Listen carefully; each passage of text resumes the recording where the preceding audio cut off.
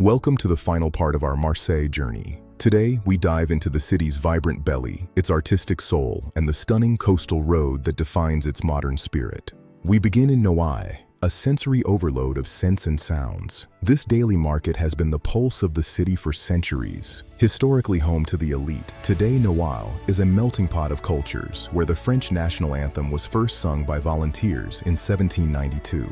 If you like this content, please help us by hitting the subscribe button and notification bell so you can be notified when we upload additional content. Just a short walk away, we climb the colorful steps into Cours, Julien, the largest street art district in all of France. Once a wholesale hub, these streets have transformed into a rotating open-air gallery where every wall tells a creative story. Known to locals as Cours, this is the city's bohemian sanctuary, filled with indie boutiques and a unique laid-back energy.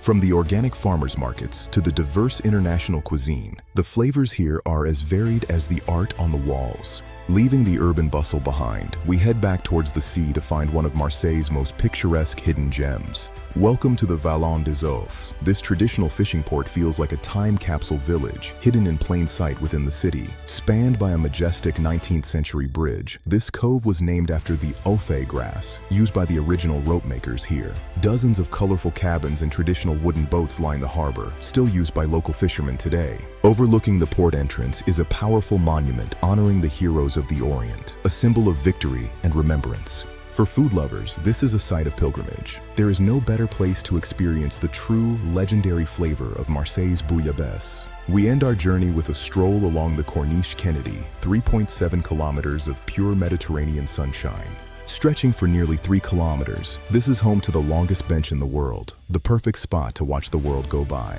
The views here are legendary, looking out towards the Frioul Islands and the fortress where the Count of Monte Cristo was once imprisoned. You might even catch the local cliff divers, capturing the daring and sun-soaked spirit that defines the people of Marseille.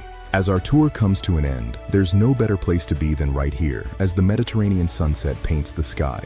Marseille is a city of layers, ancient, multicultural, and breathtakingly beautiful. Thank you for walking through its history with us. From the heights of the Good Mother to the hidden ports and vibrant streets, we hope you've enjoyed this 3-part tour of France's oldest city. If you like this content, please help us by hitting the subscribe button and notification bell so you can be notified when we upload additional content.